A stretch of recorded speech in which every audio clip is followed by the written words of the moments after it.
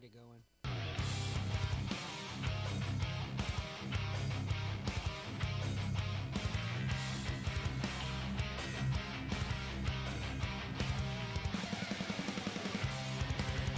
Hey, it's Ricky Carmichael, and you're watching the Moto X Pod Show.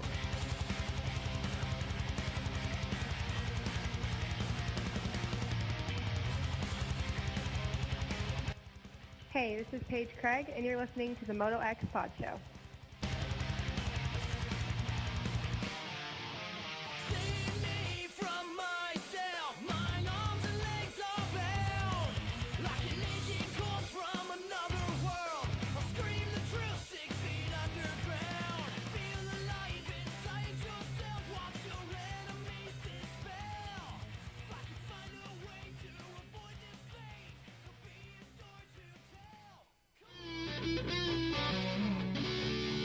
Welcome to the Moto X Pod Show, starring Darkside, his co-host Scotty, sometimes TJ.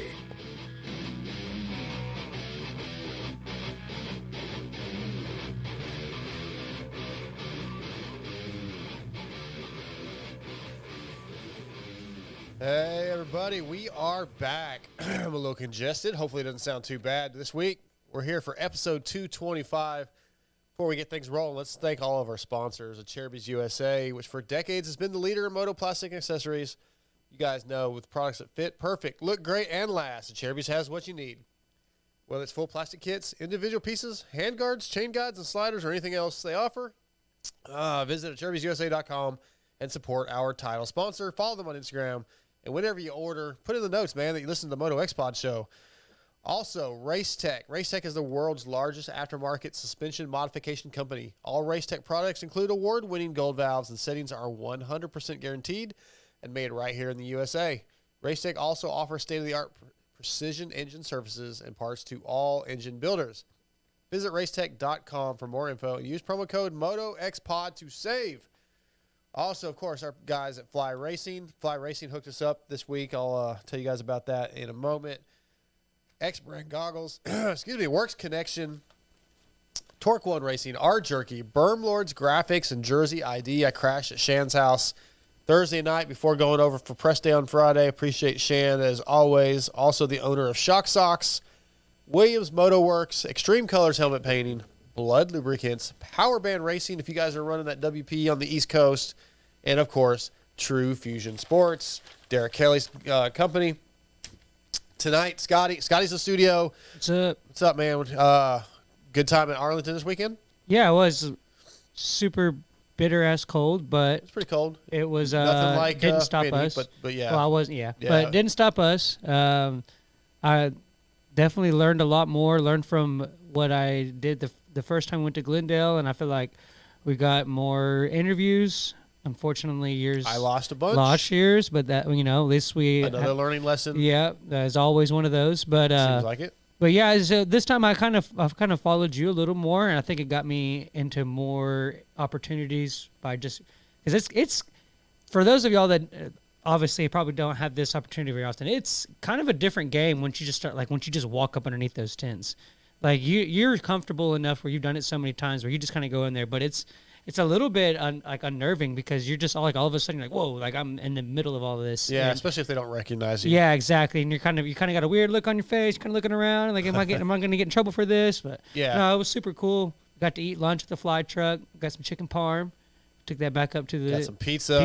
Pizza from Sean Brennan. Ordered Yep. pizza. That was good. Yeah. Yep. So all in all, awesome weekend. I think the racing you couldn't ask for any better racing than that. And it was cool. Everything I had a really, really good time. Yeah, I was going to touch on something that you said, but I don't remember what it was already. But like I said, I'm a little congested, not feeling great, but lack of sleep. Before we get rolling, I want to thank our Patreon supporters. And once again, urge you guys, if you have a chance, go to patreon.com and sign up as a fan of the show. And you can contribute a little bit each month if you'd like to help us out. That's a big deal to us. Subscribe to our YouTube channel if you don't already, and you'll get to watch those videos that we try to post. Oh, I was going to touch on the videos. That's it. So, yeah, so Friday to Impress, there's a bug flying around here. See, I'm already distracted. up there by that light. Anyway, I see it. Friday during press, I was getting a bunch of interviews, and I was using that new setup I have with the double mics. And I got everything except for I interviewed Dino and Mookie, and I realized after Mookie that the input cable had come unplugged, so it lost all the sound. Oh no! So there was no sound for those. So yeah, that was awesome. And then Saturday I got a bunch of interviews, and just the way I transfer those from the GoPro up to the software we use for editing, I thought the files had transferred into that particular software because they were there, right. But it was actually pulling them off of the memory card that goes back in the GoPro, and I deleted it. I deleted everything to make more room for more, and yeah, that just when I went back to actually finish editing, the videos were gone. So dummy mistake. Well, I don't know what else to say. It just is what it is. I lost a lot of good stuff, but yeah, can't do anything about that. So anyway, you live and you learn. I want to tell you guys again, if you're in Texas area and or anywhere in the general area of, I guess, where we are, East Texas, looking to buy a house, my son Gunner, his Instagram, just check out Gunner Guida, Gunner Guida. Maybe he can help you out if you guys are looking. He's trying to get his foot in the door with some real estate stuff. So yeah. And I want to shout out to All American Chevy of Killeen. If you guys listen to Kiefer Inc. Testing, or if you listen to Main Event Moto, you've heard Austin, the guy that runs, the general manager that runs All American Chevy, promote his business on both of their shows. He's had to pull back due to things that go on with COVID, lack of inventory, lack of advertising dollars this year. But he's a moto guy. He's into the moto scene. He helped DB and Kiefer out with their vans, et cetera, et cetera. Yeah. And as most of you guys know, I totaled my truck on the way to Glendale, got my insurance check, needed a vehicle, hit up Austin when I was on my way to Minneapolis, and he was headed out of town, so he got me with one of his salesmen, Kevin Murray. Just want to give him a shout out. Texting with Kevin throughout the weekend at Minneapolis, got back. He got me something that he got me I got a 2018 Tundra, Scotty. It's a sharp looking truck. It's a good looking truck, man. Like I didn't think I'd even be able to afford a Tundra. Like I just didn't think I'd have that opportunity, but they took care of me as Moto family. So if you guys are in the market for a vehicle, even if you're not in the United States, man, or not in Texas, they're pretty good. They'll get you hooked up. They'll deliver it for the most part. I don't know what the mileage is where they'll actually deliver it, but I mean, Daniel is flying back out to buy a new vehicle soon from California. That's how good of a deal these guys are giving us. So if you're in the market for a vehicle, All American Chevy of Killeen, Texas, Austin and Kevin absolutely killed it. So I want to thank those guys tremendously. Means a lot. This week, 225, Cameron McAdoo is going to come on. He obviously coming off the win at Arlington. Broc Tickle's testing for Kawasaki. He's going to come on, kind of talk about what he's been doing and all the different things going on. So not a huge show this week, Scotty. We had some other guests that I had scheduled that kind of fell through last minute. A couple guys that I was trying to get on had team meetings tonight. So just I didn't get everybody I wanted or originally scheduled, but I think we're going to be fine with just a couple guests because actually I need some sleep. Yeah, man, those weekends, those days are so long. Like I don't know what it is, but the last 2 days, all I've wanted to do is just sleep. Oh man. yeah, well, me too. But my how my Mondays are, and I literally got up yesterday morning to go get this truck. I got up at 4:00 in the morning to drive to Killeen, and then I got back and I only had an hour and a half until pulp started. So I was up from 4 a.m. to midnight, and then I got up at 5 this morning. Oh. I feel like I'm dying right now. I am so tired. I feel sick. So anyway, enough complaints.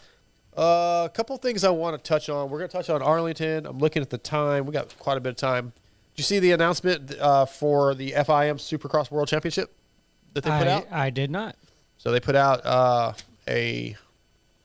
what's the word I'm looking for? When they drop something, Press release. press release. Perfect, Scotty. That's why I have you here. So, that's one. One reason. That's the reason. That's the reason. Yeah, they come up with the words that I get brain farted on. So they put out a press release. A lot of stuff. Racer X put it up. There's a lot of good stuff in there. Supercross Global is going to be the ones promoting it. It's going to be 5 races, 5 events this year from September to November. And next year, though, they're planning on expanding it. And it's going to probably overlap with Nationals and GPs. but they're putting a lot of money up. So does this mean that we're going to go ahead and just bury the Monster Energy Cup? It's done? I know. They said last night on Pulp, Bowie said, stay tuned. Because Steve asked if we're going to have it back next year, and he said, stay tuned, like as if it might be this year. It's coming back. And then probably the straight rhythm probably doesn't come back. I don't know. I think it will. Maybe not at the same time. That's too much to put in at the end of the year. It's not even an off season at that point. The World Championship thing's not going to be like our main guys. I don't think it's going to be guys that choose to do that instead of nationals. Like Chiz, kind of mentioned today that he might do it instead of. Let's see who are the Supercross only guys? Brayton, Chiz, Moose Marvin right now, but I don't know if Marvin would go over there. Maybe he would, but do you see your guys like we have on tonight, Tickle, and maybe like wouldn't say Kennard, but other guys like that might do something like that. Tickle about it. I think it's still going to be guys racing, but guys that aren't racing. Like, I mean, why not? I don't. It's not going to be like your factory guys. I don't think we're not going to see those guys out there. But anybody else that I don't totally understand all the structure. Like it says, only 10 team licenses available to independent owners. I don't really know what that seed means. funding is going to be available for every team. Appearance fees at each event, logistics and freight taken care of. There's something like $50 million available over 5 years or 10 years or something. Hang on, where is it? My notes here. $50 million designated for teams and rider support over 5 years. Richest prize purses, $250,000 per event. Wow. So what's the title sponsor? I don't know that there is one yet. Yeah, that I've seen. Nothing I've seen. But it's going to be interesting. I mean, I kind of thought when they first started talking about this, like it just wouldn't even happen. And now it's happening. And I think it's interesting that it's going to like how are you going to call it a world championship if like the best guys in the world aren't really in it? That's their choice not to go. But if they race in multiple countries and multiple countries are available to, like they can come, then because like that Australian one that Brayton used to do, it was Australian obviously, but and then that's going to be part of this. It's going to be they're adding that into the this. Ozx Open will be part of this. So the Bercy. They didn't say anything about Bercy that I saw. Just they mentioned because the people that are going to promote this are the company that promotes the Australian series. Gotcha. So they're going to add this in. So a lot of those money races. I mean, the GPs are a world championship. They race all over the world. Just because our guys don't go doesn't mean it's not a world championship. That's a very good point. Yeah, it's still the world championship. So. I mean, whatever. We'll see. It's gonna be interesting. It's just another race. More guys.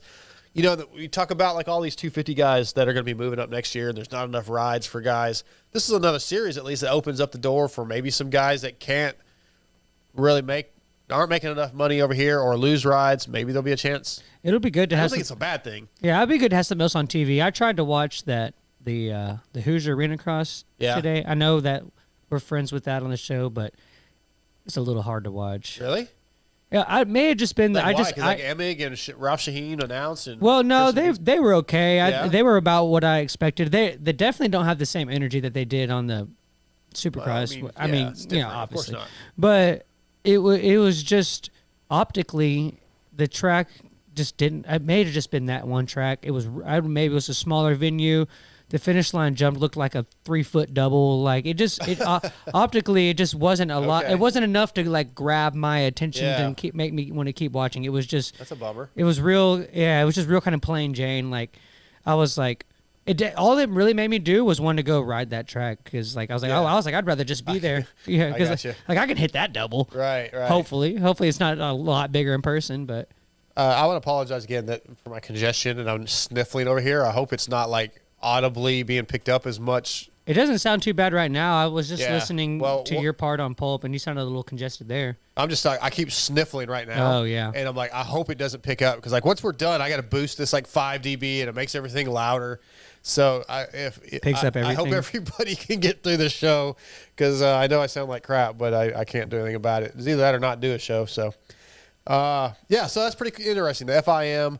Supercross World Championship. Really, if you guys want more details, you can go to racerx.com. Hey, I'm part of racerx.com officially. Officially. Weed was even talking about it at the press box. Yeah, my first article, as I mentioned, comes out in May. So the May issue, which would be, I think those things come out like a month or two early. The way they're. I can't. That I can stuff's never weird. figure out. Like the May issue will come out in like March. I know. I remember or like it'd be whatever. like September, and I'd be like, "All right, I got the June Racer X." Yeah. So I got to get on that because I need to renew my subscription so I can see my articles. I remember in like high school, on days that we would have like that I knew I was gonna have like a study hall, or like sometimes you had to do like the testing or whatever, where like your tax test or whatever, and then once you're done, you have to kill your free time. So Right. I remember on those days I'd always throw in like a couple of racer or a couple. Oh, I had Trans Worlds, couple of Trans Worlds. Centerfolds. Yeah, some of the centerfolds, and then I'd always have that giant Moto Sport catalog. Okay. Yeah. Yeah, like, they don't even do those anymore, I No. don't think. But yeah, it was just flip through just pages of. Oh, they had everything in there, man. I just missed the realized old something. school day. Totally interrupted, but I just realized something. Like this is the first show since my hair's been cut that we've been on video.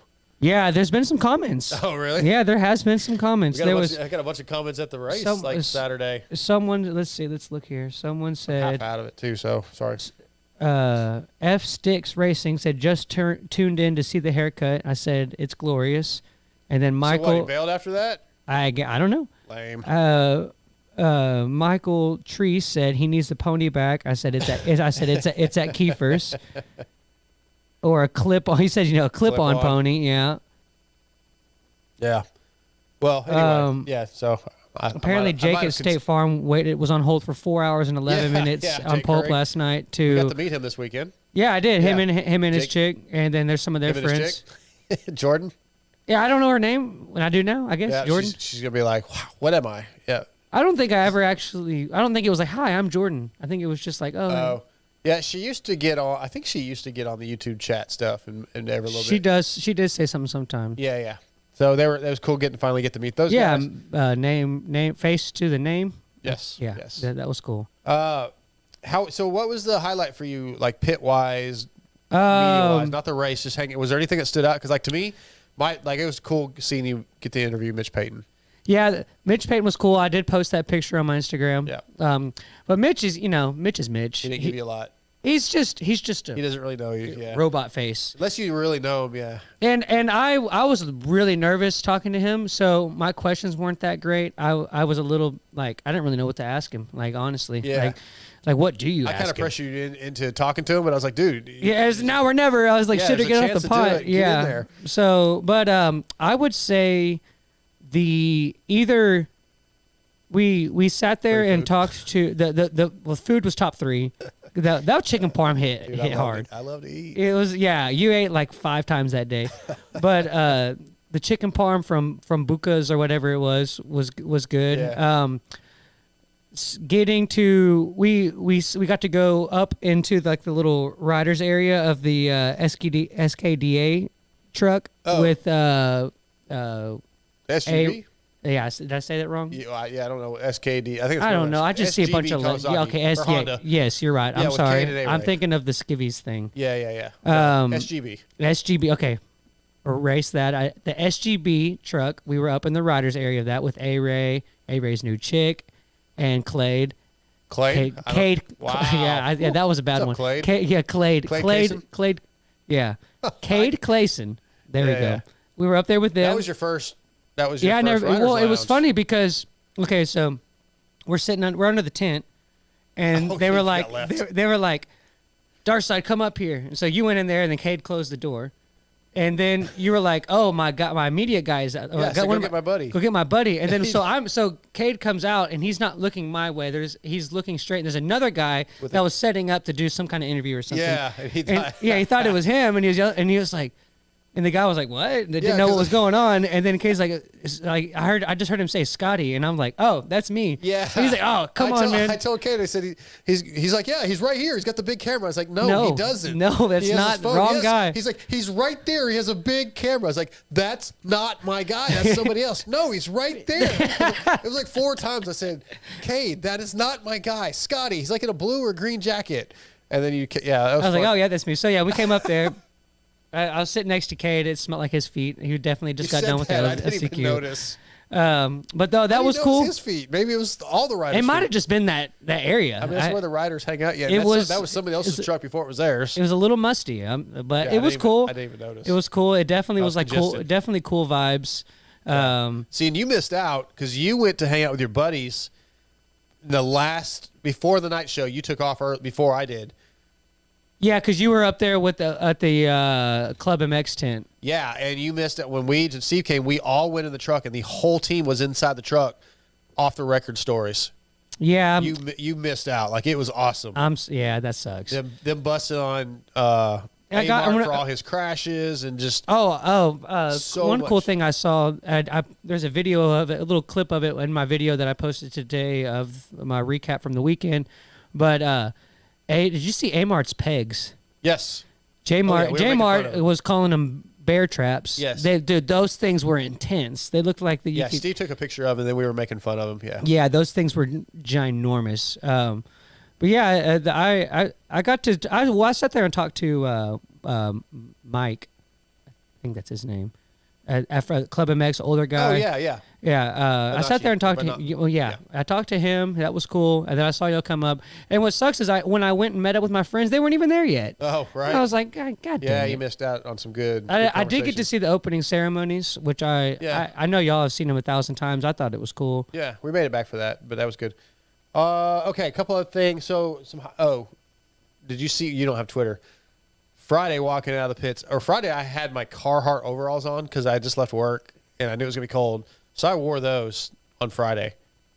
And I see Lucas Myrtle, and he starts making fun of me. And I don't know if anybody saw this on Twitter. He took a picture of me. He's like, I don't know if Darkside is like here to talk to me or give me a quote on my bathroom remodel or something like that. Oh shit! So that was kind of funny because he got a lot of responses on his Twitter. Mertz is a good dude, man. He really takes care of me and helps me out. Like, yeah, he seemed pretty cool. I got an interview with him. He seems like he really likes me for some reason. So a shout out to Lucas Myrtle. All right, couple top topics about Arlington. What do you want to talk about? Jason Anderson and Mookie, Jet and Austin, RJ and Phil. I finally himself. I finally saw RJ hitting Phil. Yeah, I actually was watching that live. I just saw him rigor mortis on the ground. Yeah, I was actually happened to be watching them as that happened. So scary. RJ's ready to race this weekend. He says. So okay, a lot of people were over. They went. I listened to a couple of the race recaps. I listened to a couple different ones, and they were talking about the Anderson Mookie thing. And the one thing that everybody kept failing to mention is that when we were listening to the press conference after the race on Saturday, Anderson said that when he landed, he overjumped it, he was on the gas, and he was really just trying to stop more than anything, and Mookie kind of cut down a little bit. So everybody kept overlooking the fact that it really wasn't a race move. He was just trying not to wreck sooner, really. And so I don't know. I feel like that point that he made was kind of going overlooked. Well, I think it was still a bad choice. I mean, he didn't have to get on the gas that hard. Yeah, I mean, yeah. He thought he was going to be able to get there, and then he realized he was going too fast. It was a mistake. Yeah, I guess he could have waited. He was faster, and he could have waited. But this happened. I feel like I don't know where the. I guess, I mean, they're brothers, so they're kind of similar, but it seemed like that's what Stu did a lot, too, is he would cut down and a rider wouldn't be expecting him to cut down a lot. Well, I mean, Jason really never even turned until the very last second. So yeah. It was a mistake on Jason's part, and he owned it, and I saw some people say, like, they're just, like, the same thing with Jet. Like, it's just doing that to look good on the press conference. Jason, I mean, I talked to Jason afterwards, off the record, and we were just BSing. I didn't record it. And yeah. He felt bad. It was an accident, man. I mean, and Jet legitimately feels terrible. Yeah, I saw that happen. Yeah. Oh, that was bad. So, I mean, I think Jason, there's some things. Yeah, all these guys have their little issues, and Jason's made a few mistakes, a few bad decisions. It's crazy how, colliding in the air doesn't really happen that often, and we had it. It was like there was 3 or 4 times. There's a couple guys that could have died this weekend. Yeah, it got pretty sketchy, dude. Most of those guys, Jet, Austin, and RJ, just fell from 15 feet. It felt like to the flat ground. I haven't rewatched the race, but this is how I remember it in my head happening. And then 7 Deuce Deuce got hurt pretty bad. He went on the concrete floor. Where did I? It's on his Instagram. Someone else showed it to me on Saturday. I can't remember. I was sitting next to you, and it came up on his Instagram. Oh, okay. Yeah. That's what it was.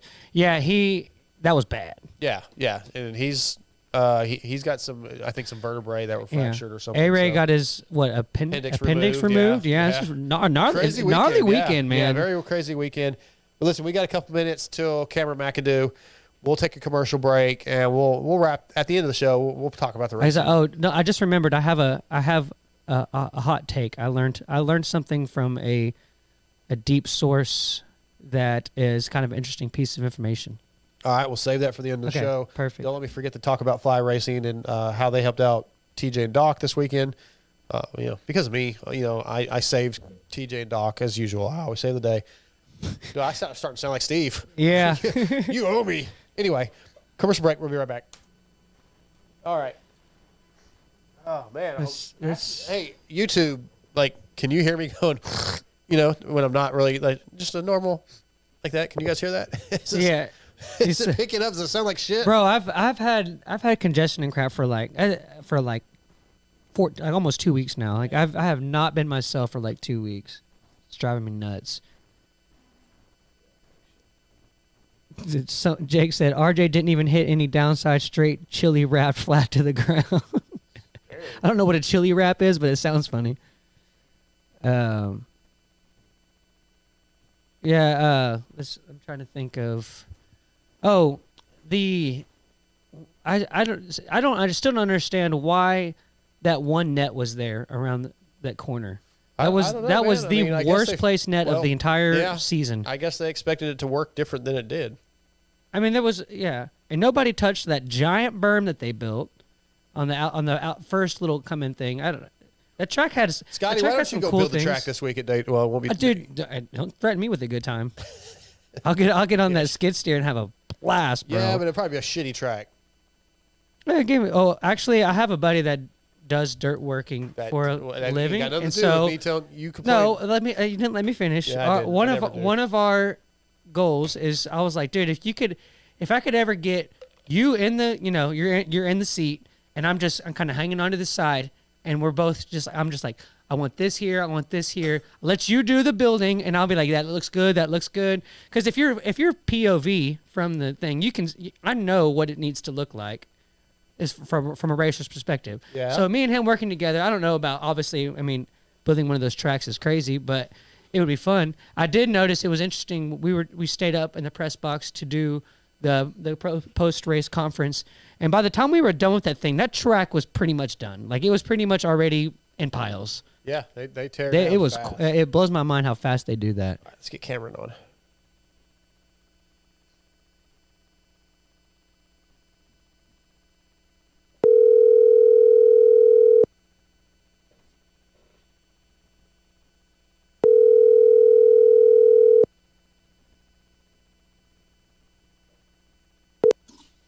Hello? Cameron, what's up, dude? Hey, how's it going? Going good, man. You ready to get this thing rolling? Yep. All right, I'm going to introduce you and we'll knock it out. Cool. All right. Our first guest of the night is brought to you by Cherubies USA, our title sponsor. Whether it's full plastic kits, individual pieces, hand guards, chain guides and sliders, or anything else they offer, visit CherubysUSA.com and let them know the Moto X Pod show sent you. Tonight, at Cherubies USA brings us from Pro Circuit Kawasaki, winner of Arlington Triple Crown, Cameron McAdoo. What's up, dude? What's up, guys? How are you? Doing good, man. Good to talk to you. I know we talked at the end of the night Saturday, and I actually never even posted that video because every other video I recorded that day I lost. So I just figured I'd save it, and we got you on the show, and we can revisit all that stuff, man. But yeah, how you feeling, man? A good night, 2-3-1 overall. First win of the season, round 2. Like, you're right where you need to be. Yeah, feeling like a winner. It feels good. Obviously, the Triple Crowns are stressful. I mean, even going into it, you're just kind of like, you just really want the night to go your way, obviously. Sure. And I think you kind of gotta make your own luck for sure. And I mean, it sounds like we're beating a dead horse, but we all talk about how important starts are. And, I got 3 pretty good starts and put myself in the top 5 each time in the start, which was beneficial.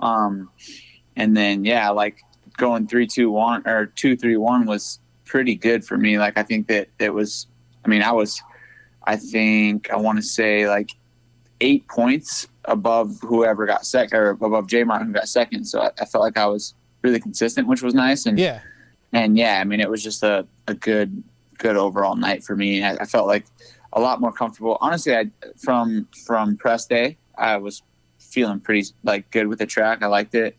And I just felt comfortable throughout the day. Like even in practice compared to Minneapolis, I struggled pretty bad, but yeah, I mean, it was a fantastic night, and we're stoked to be, tied for the red plate going into Daytona, where we had some good success last year as well. Absolutely, man. Yeah, I like to hear it. The only I was a little bummed to see and when you looked at the overall results at the end of the three mains, your gap was like 11 or 12 points different than you had like 6. I think second was like 15. I feel like that, like, and at the end of the day, you really only gained actual 3 championship points. I feel like they should, like, if you have a gap like that you should get, there should be a bonus point in there. Well, I have in my notes. Go ahead, Cam. Go ahead. I've thought that kind of always. I haven't raced very many Triple Crowns, but I've always kind of, like, I'm a fan of the sport. You know what I mean? When the West Coast is going on, I'm locked in watching timing and watching segment times and seeing what people are doing, so on and so forth. But the last time I raced a Triple Crown, I raced one in 2019, and that's really all I've done. So I don't have much experience with them. But I've always said, like, that I feel like there should be some sort of I feel like they should be able to be more of a deciding factor for the championship because of like I was talking to the Kawasaki guys today, and the 450 guys, they did 3 17-lap main events. Like, so like you said, like for the situation for mine or whatever, a guy could go 1-1-1, and then a guy that gets second could go like 3-5-9, and you only score 3 more points than that guy. Like I feel like there should be like some sort of an advantage, but then you got to ask yourself this, like, okay, say they give 3 points to each main event winner. Okay, well then Triple Crown already has carnage, and it's already pretty crazy. Everyone, you know what I mean? You're lining the best dudes up 3 times in one night for a shorter amount of time, and then give them a 3-point boost for that. Maybe they send it even harder. We all do, because we want those 3 points. So like, there's, I feel like we all have the answers to it until we don't. Right, so I don't really know, but I do feel like, there should be some sort of a benefit to have, like, being really good and really having a lot of consistency on those nights. But yeah, I had that in my notes. I'm just stoked to. Oh, yeah, I had that in my notes, like maybe a revamp. And actually, Mathis was talking about it last night, and I think Mooey was on. And he was talking about, maybe obviously full points for each one of the Triple Crown races doesn't make that because one guy you have a DNF and you lose a lot of points, right? So, but totally. Like if they did say third points, if that makes sense. So instead of 26 for a win, whatever a third of 26 is, so it'd be like 9 or whatever. Like, maybe you get 9 points, or they break it where each main event does pay something. Yeah, they can figure that out. It's and I was going to ask you about that, and then also, like, what do you think about like the bonus point for a hole shot or a bonus point for a heat race or anything like that? Have you any consideration to any of that kind of stuff? I don't know. I don't know about a hole shot. Yeah. Because then I feel like that, like I said before, like it starts incorporating, like, like do we need guys really, like, I mean, we're already trying so hard to get hole shots. So sure. Then it might even be, I don't know. It's hard saying. And like the heat races, I could see where that would give, a bonus point for a heat win or, but then it's like, what do you do for second and third? Like, right. Or is it just a heat win? Like, it's really hard to say. And I think at the end of the day, like, whoever becomes champion, they earned it, whether there's bonus points or not in Triple Crowns, whatever. Like, I don't really be able to see looking back in history and being like, yeah, that guy shouldn't have won that championship. Like, it's rare. Yeah, everybody's racing. Yeah, everybody has the same rules. You earn your keeps, whether the dude that was by far the fastest, hands down, all year, crashing out or whatever it is, and you gotta be a champion to be a champion. So absolutely, that's kind of my outlook. I want to ask you the difference between the first race and the second. I think they're calling them races, not mains. Race 1 and race 2 of the Triple Crown. Austin got you, and and led. And then in the second one, you seemed faster than Austin in the second one, I believe. Because he was behind you. I'm trying to remember the results now. But it seemed like you got better from 1 to 2. Was there any changes made, or how did that work out for you? No changes. Okay. We knew that would probably be the case. I felt like my second and third were going to be my best mains, just because I feel like I'm pretty fit, and I feel like the almost the downfall of having a pretty high fitness level is potentially sometimes you take a little bit longer to get going. So I focused on a really heavy warm up, but still, I don't even think just that. I think that I got a little carried away trying to make a pass on Styles too many times instead of just picking a spot and doing it. And it kind of got me because Austin got a 2-for-1 there. And then, I think that, second main, I had a little more momentum. I was pretty good in the whoops when they got a little bit beat up. The first main, the whoops were so perfect that, pretty much everyone was really fast through them. And I think it was to my benefit when they started getting chewed out and beat up. So that I felt like that was a strong suit of mine. And then, I felt like I just kept the momentum rolling in my direction throughout the night, and I felt like it paid off. Yeah, well, obviously it did.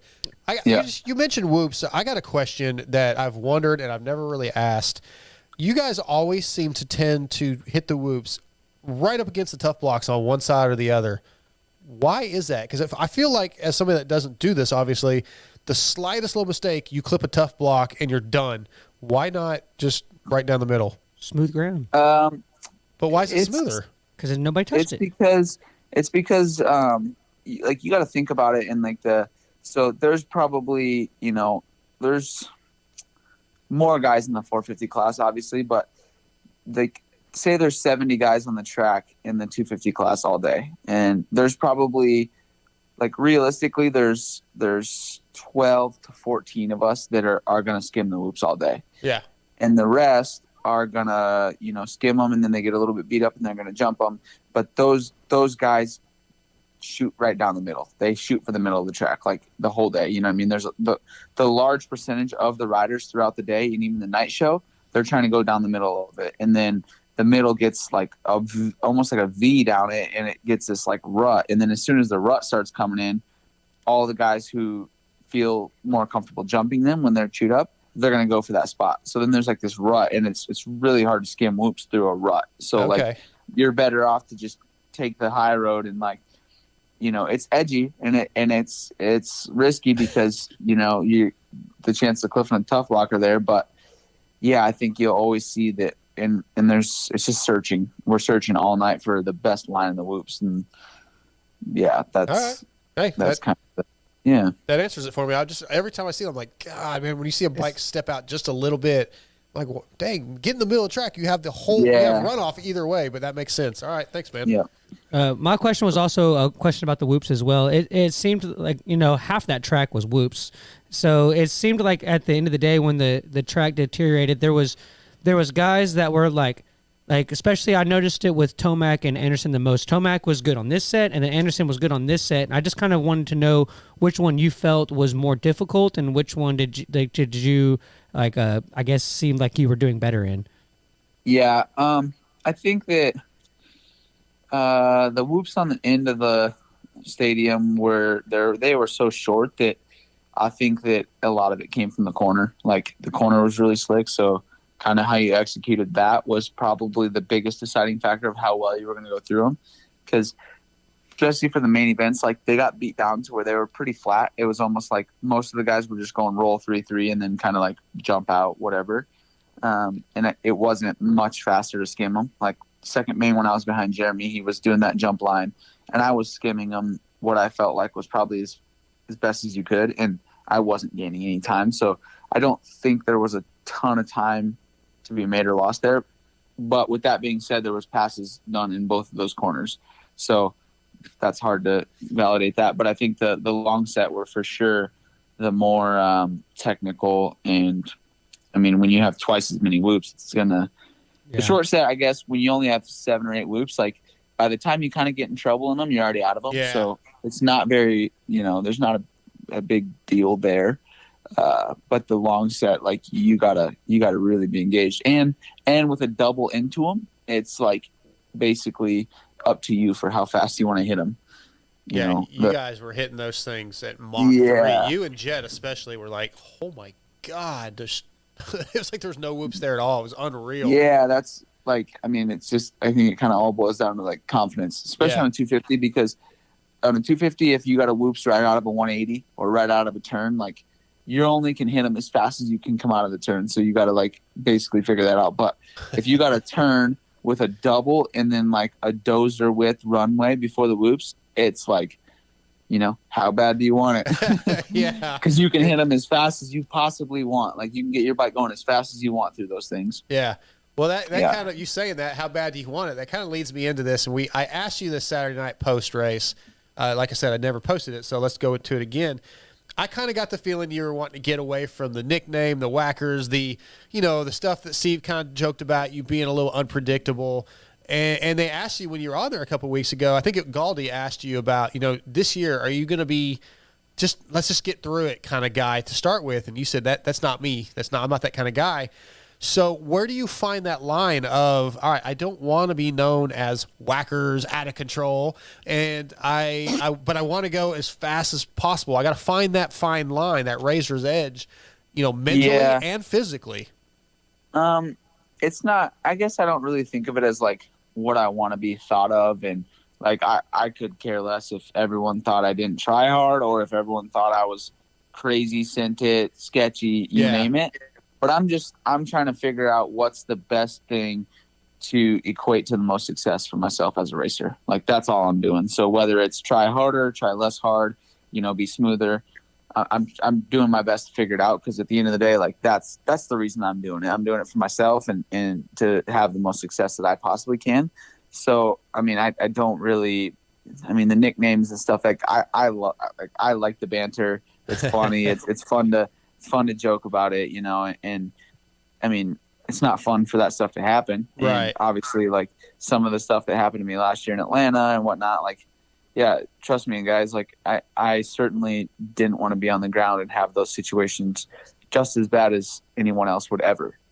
Yeah. Because I was the one living through it. So, yeah, but I mean, at the end of the day, it's not like I'm not trying to avoid crashing because I'm worried about what someone's going to nickname me.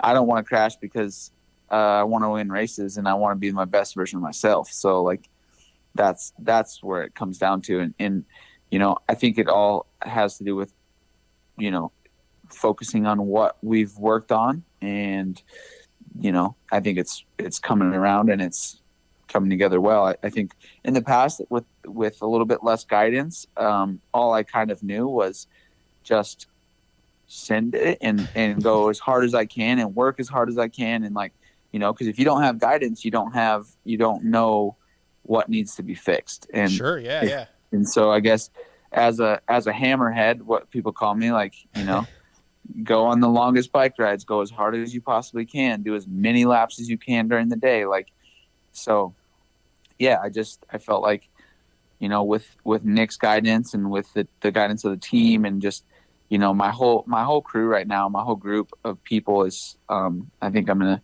a good spot, to continue growing and continue bettering myself. Yeah, I think so too. We have some listeners that had some. You're talking about nicknames. They have some suggestions. We have a McApple, a Apple Max. I guess they're going off the fact that you eat the whole apple when you eat an apple core and everything. Oh my goodness! So they want to call you Cameron. I was like, where's this coming from? Cameron. Yeah, I had to ask too, and they said that there's a vlog where excuse me, where you eat a whole apple. So McApple is your name now. That's terrible. I was having an apple in between sessions or something, and Maddie had the camera out filming, and like I guess I was zoned out sitting in the chair, and I just kept kind of like chewing at it, and the core was really small. Like I had eaten it down to like almost the core, and she like gave me crap, and she was like, "Geez, like, got anything left of that apple?" And I acted super serious, and I'm like, "What do you mean?" And I'm like, the rest is left. And I just ate the core. And I actually ate it. And she was just like, what are you doing? That's hardcore. And I No just, pun I intended. gritted my teeth, the seed up and whatever. And then she must have put it in the vlog, I assume. Yeah, I guess I haven't seen that one yet. But I didn't know what she- they were talking about, and they said it was from your vlog. He ate the whole apple. That's for sure what that's from. I ate the whole apple. That's awesome. You got another one? Yes. So so now that we're going into Daytona, Daytona is obviously a race like no other race in the Supercross season. You know, the track's different, the layout's different, it's outside. You know, all of those variables change. I just kind of wanted to know what you do to prepare maybe your bike for a weekend like this. Like, how much does the bike change, and then also what do you do conditioning since it's a kind of a different, longer race, and also kind of throw in with one of our fans wanted to ask was, what does Nick Way been working? What has Nick Way been working with you on? For the Daytona thing, the prep. Honestly, I personally don't do anything different. I rode Supercross today at Fox Raceway. I'll be at our test track tomorrow. Last year I rode K2, which is the most hard packed test track you can ride. You know, Wednesday before Daytona. I feel like there's a lot of focus sometimes around trying to get like a hybrid outdoor setup. And I mean, I've only raced Daytona last year, so I'm just recent with it, but seems like nowadays it's very Supercrossy. Like it's not so much just like outdoors. Like if I watch old videos when RC and you know, Stu and all those guys were racing it, like I understand why you have to have somewhat of a hybrid setup. But for me, like honestly, last year I went stiffer there. Wow. When I got there, just clickers. I don't change my bike at all. I haven't yet. You know, we haven't done a hybrid track or anything like that, but some people do, and it works for some. So, but that's what we do. And then, yeah, with Nick, I mean, the list is endless. What Nick helps me with. I mean, you know, we obviously really focus on my riding. Like that's the main thing. Like in the past, I think I focused maybe a little bit too much on training off the bike, and riding comes first, and then he does everything for me. He writes my gym programs. He goes in the gym with me. We cycle, you know, everything, but just a lot of technique and just, you know, deciding what I need to do to be better. And then also just stuff as a person. Like he's a super big mentor for me. I mean, he's like, I look up to him as a father, as a husband, as a person, as a businessman, just everything. Like he's kind of my go-to guy. So yeah, I give him credit for, you know, a lot of what's going on right now. Yeah, he's rad, dude. He's so knowledgeable and just, like I said, smart. And, between the bike, training, like everything you just mentioned. I mean, families, you know, he's had obviously a wife and kids for years. So it's a great person to have in your corner, man. Couple more things I want to touch on with you. There's a ton of hype. I'm not gonna mention any names, but there are other riders that come into these series with so much hype, and this guy's expected to win. And you came into your pro career with not a ton of hype, obviously. Do you think it's beneficial? Obviously, you've only lived your life, but do you think like the way you came into the series is more beneficial to you? Not just, you know, obviously, you're expected to win and all the whatever comes with the hype. Yeah, I think so. I think, you know, my situation, like I'm I guess like I wouldn't want it any other way. Yeah. You know, I was definitely, I don't even know if I'd say I was a late bloomer, but I guess, you know, growing up, like Supercross wasn't even a thought. Like it was, we raced and rode as a family for fun and would try and do Loretta's and maybe make it, you know, was a 30th place guy at Loretta's. And it was just, I guess the dream of being a professional Supercross racer wasn't even there. Honestly, when I was younger, like I thought arena cross was like the pinnacle of our sport. Like that's how little I knew, you know, and when I was 16 was when I moved to a training facility and my parents were like, we'll give you 2 years to give it a shot till you're 18. And that's kind of how it worked. But anyway, That's awesome. To answer your question, like, I feel like the reason it has helped me is I feel like I still have a lot of gas left in the tank. Yep. I mean, I'm super motivated still. And, you know, I didn't have pressure as a young kid to do anything, to perform at all. Like, you know, I was eating ice cream cones at Loretta's, just stoked to be there to float down the creek. So yeah, that's my way of that's my life. And I like that. Yeah, and I don't think that that's the wrong thing either. Like, obviously you've seen a ton of guys who have had that pressure. Like, call it Adam Cincerello. Like, he grew up with to be the kid no matter what all the time, and look at him. He's had, you know, he's had all the success, and it's turned into success for him. So I'm not saying that, you know, oh, if you have that as a kid, like, it burns you out. Like, you know, I train with him every day, and he's 25, 26 years old and still motivated as ever. And, you know, is a outdoor winner and a podium guy. A 250 champion and a 450 factory racer. So like, and there's tons of guys like that. That's most of our field. Like, most of the top guys were a top guy as an amateur. So, you know, I'm grateful for my kind of route that I've taken. And, you know, I think it's taught me a lot about just hard work and just as a person. So yeah, I dig it. I like it. With it. All right. Last question for me. Another thing I sort of touched on Saturday night post race, and we can go even back into nicknames with this. I met your fiance for the first time, Mad Dog, Maddie. And, I asked you Saturday night, you know, like, what's it mean having her in your corner? And of course your mom too, you know, your mom's always there. Having people that have your back, support you, that love you, that you can rely on, lean on. I like hearing like that side of it, what it means to you to have those people in your corner, and, you know, just talk about it. Yeah. I mean, it's awesome. Obviously, like, they're the people. Like, my mom's been, you know, she's gone to pretty much every race with me since I started racing professionally. My dad works construction, and he's a construction superintendent, so he's not able to go to much of the races, but he's supported me to the highest level too.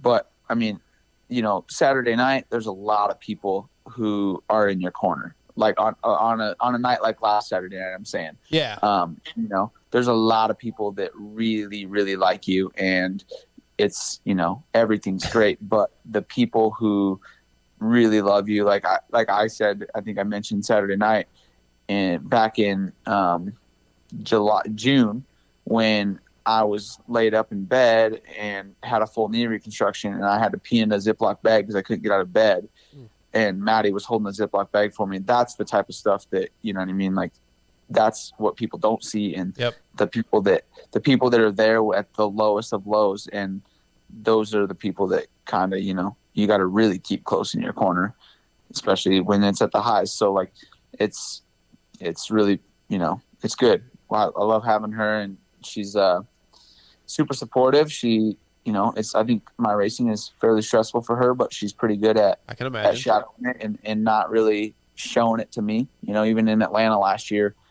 you know, Maddie and my mom were both there. Like, that was pretty traumatic for them to go through that. And they stayed strong and didn't, you know, make a big deal out of it to make it even worse for me. So yeah, good point. Yeah, and that's another that goes back to Nick. Like, he is so calm and he's so calming, and when things go south, he doesn't like, oh, the wheels are falling off. He's like, yeah, it's all good. Let's go get it figured out. You know, if we have a crash or something, and I'm like freaking out. I'm like, right, man, this might be hurt, whatever. And he's like, all right, well, we'll go get scans, and like, just like, it's not a big deal, basically. And like, that's super helpful. I like it, especially as a racer, where, you know, you live through this stuff, and you gotta find that balance.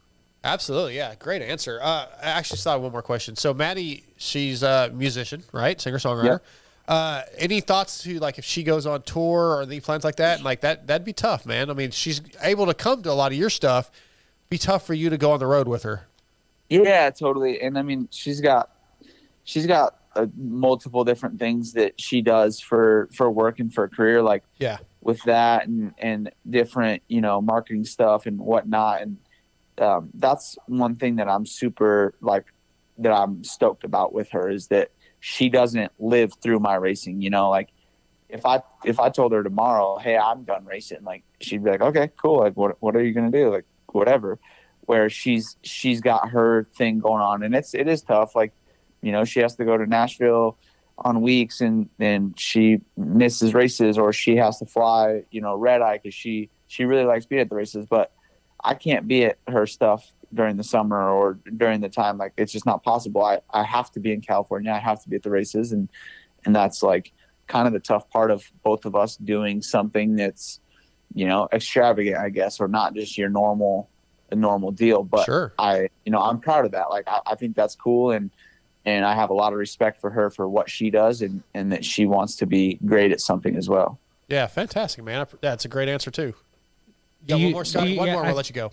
Well, I got this one's not. This one's kind of just a fun question. Do you have any? Does any of her songs that you just like straight up jam out to, like in the van, like on the way to track something? There's actually a couple songs that most of their stuff is unreleased. It hasn't been. They're, you know, waiting to go to radio, and gotcha. There's a huge process of it, and COVID has really set them back. Like I always like to say that they were like at the, you know, where you're about to have a 2-year contract with, you know, your first pro team, and then like they're on hold with that because they have a double record deal and so on and so forth, but they can't release music yet because their industry is like really struggling with COVID. So yeah, but yeah, to answer the question, yeah, there's a couple that I'm like, I think they're sweet, and like they're like, I tell her, I'm like, I could see it on the radio, you know, it's like it's just a sick country song, and I listened to all sorts of music. It was funny when we first started dating, she was like, because I listened to R&B and rap and just kind of like the, you know, and then, but I do like country too, and I grew up listening to only country. That's all my mom listened to, and my parents. So GAC, like any country song from like, I don't know, 03 to like, you know, till current, like that's big, it's number one, I probably know it and I could sing the whole thing. So she was just like, this blows me away that you know all this country music. So yeah. I think, I'm not a country guy, but I like singer-songwriter. You know, I like strike me as a country guy. What's that? I said, you don't strike me as a country guy. I'm not. I'm pretty narrow-minded. More metal, maybe? Yeah, I'm hard rock metal, but I like... Hard rock. You know, I've heard some of her, you know, her singing just here and there when stuff's posted. Like, she's got a beautiful voice. So, like, singer-songwriter stuff I like. And so I'm really interested to hear what she puts out once it comes out, because I'll definitely check it out. And totally. Yeah, so, but generally I'm not a country guy, but that doesn't mean I won't like her stuff, you know? Yeah, absolutely. There you go. Yeah, the new stuff's a little hard to get into. I'm more of like a old school country. I'm more I can tolerate that, like 80s, and then like you know your George Straits and Johnny your Cash. Well, that's not right. Johnny Cash isn't really. George Strait's the king. Yeah, dude. Dude, that one blows me away. Okay, I don't get George Strait at all. I just don't get it because I've seen lots of concert footage of him and he doesn't move. And like, if I'm gonna spend a bunch of money to go to a concert, dude, I need freaking explosions. And you're trying to be in a mosh pit. You're trying to leave with a couple black eyes. Not anymore. I don't need black eyes anymore. But not everything's a Tool concert. Yeah, I went and saw Tool a couple of weeks ago, and that was like world changing. I don't know. Anyway, yeah, but I can't wait to see what she puts out. I'll be excited to check it out. And Cameron, I appreciate you giving us some time tonight. Look forward to seeing you what you got at Daytona. We won't be there, unfortunately, but we'll be watching on TV, man, and we're pulling for you. All right, sounds good. Thank you, guys. Yeah, Cameron, thank you for. I know it was late notice today, and I appreciate you coming on. All good. All right, man. Yep. Good talking. Thanks. You too. Take care. Bye. All right. We thank Cameron McAdoo for coming on. We need to take a commercial break and get right into Broc Tickle. Yeah, it'll be cool to see. I like it when there's two red plates. It makes it interesting. Yeah, I don't know. It just looks cool. It's like, oh, which one is it? Right. I was gonna ask him something about like, do we see a little relief from Mitch now that we got a red plate on? Because it's been a rough year or two for him.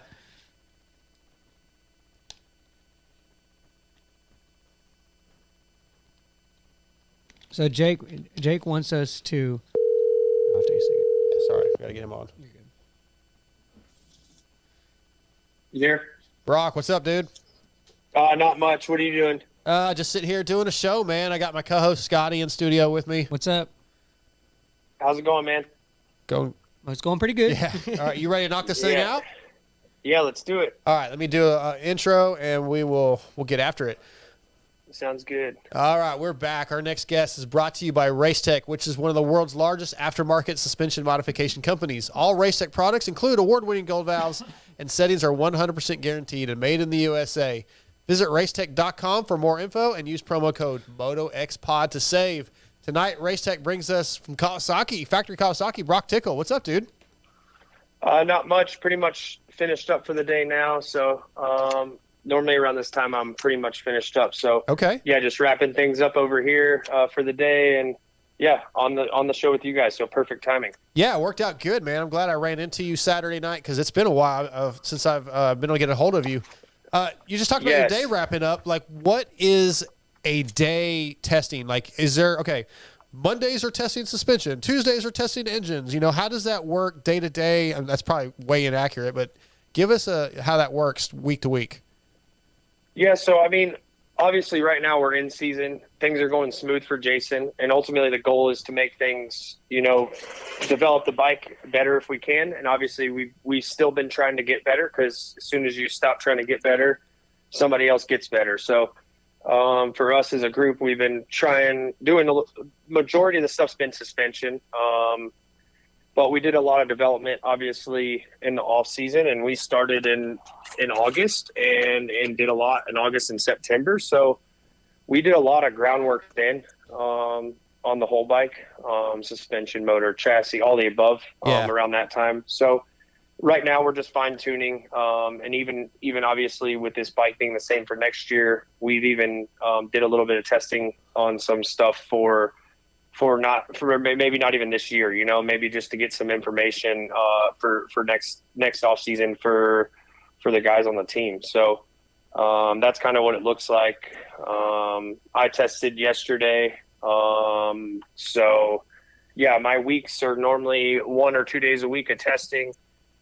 I have Jason Anderson, who I help in the gym and coach and train with. And then I also have Jet Reynolds, which obviously he's injured right now. Hoping for a speedy recovery for him to get back out there for outdoors and I guess get him back up on his feet again. And it's been cool. I'm enjoying it, and I'm grateful for obviously the position I'm in.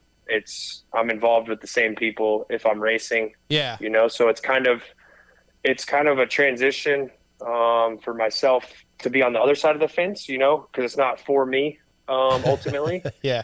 But it is obviously it's all the stuff I enjoy doing. I get to ride an awesome bike, be around a good group of people, and still have the same, you know, ultimate schedule, to be honest, kind of. So that's for cool. me, it's been cool. So obviously you've done testing over the years for yourself, racing and all, but was there anything that really surprised you once you're basically almost a full-time tester just something that surprised you? Anything you weren't expecting? No, to be honest, even when I was suspended, I worked with Mark Johnson quite a bit, and he works through AEO and REP suspension out here. So I'm sure you know who that is. But him and I did so much together when I was suspended. Learned a lot then, and obviously years prior to that, being at RCH, obviously Ivan Tedesco was a test rider for them, but we did a lot of one-on-one stuff there. And then obviously coming from Pro Circuit prior to that, I did a lot with Bones, to be honest. I think I was pretty much the only guy in 2011, 2012 that was consistently doing stuff with Bones. So throughout the years, I've developed a feel, and I am good at testing and giving feedback. So that is a strength I've created over the years. And I'm pumped to have that strength, because it is fun to be part of improving the bike, not only obviously for myself, but now at this point for the guys racing it. Yeah, that's cool that, you know, because a lot of guys wonder, what am I going to do next? What am I going to do when I retire? Or if they even think about it at all. And yeah, you set yourself up perfect to still be part of the industry and keep doing, like you said, something you love. Yeah, and that's something I'll bring up too, because I'd probably get asked. And but I'm not going to announce retirement. I'm not in the position. I don't want to put that on my plate, because I'm not completely done with it. If the opportunity arises to where it makes sense, and I can maybe race a couple races here and there, or who knows? I mean, who knows what can happen? But yeah, I'm enjoying what I'm doing. I'm not retired. I know that question has gotten thrown around. And also, am I racing for AC? And all that. I haven't been asked to race for AC. I'm in a position where I am a test rider. I'm helping Jason on and off the bike. And I have Jet Reynolds, who also is a Kawasaki guy. So I think as of right now, my plate is too full for them to even ask me to go racing. And to be honest, to the public knowledge, like, I'm not race ready or Broc Tickle race ready like I would like to be. So it's not just, oh yeah, he's been testing this whole time and he's ready to race. I mean, to me, there's a different mentality. Mentality-wise, there's a big difference there. You know, I could go and race and probably be just fine. But I know what it takes to be. I guess I have standards and I have goals for myself if that was the case, and I don't want to fall short of those. So for me, it would be, obviously the prep would need to be done, and vice versa. All right, great answer. Great. So, you know, you mentioned that you were really good at testing. I just kind of wanted to know, like, what are some of the things when you're testing that you look for, the things that you kind of notice, and then, like, how do you translate that to the mechanics to where they can actually turn that into actual changes on the bike? Well, that's what makes it, honestly, that's why I'm saying I feel like I am. Oh, I do know I'm good at it. I need to give myself more credit. Sometimes I'm maybe too humble about it, I think, for myself, but most of my feedback is exactly what they see on their side. So when it comes down to it, like if it's suspension, for instance, and it feels harsh here or whatever, we have data, I have a feel of the bike and what it's doing and reacting, and we work together. I give them my input. I have some testing templates I created for myself to kind of brainstorm on, and then I send those to them after days of testing, or if I feel like it's needed. If I didn't feel like I got the message across the right way, I'll think about it and try to present it a different way for them. That way they have it from my words and not just their words. So yeah, it's been cool. Like I said, it's something I enjoy doing, and I thrive to have a bike I feel comfortable on to perform. So for me, that becomes, if I was racing, that is something I rely on maybe a little too much, to be honest, I would say, if I was racing, but it's something that I have, and it is what it is.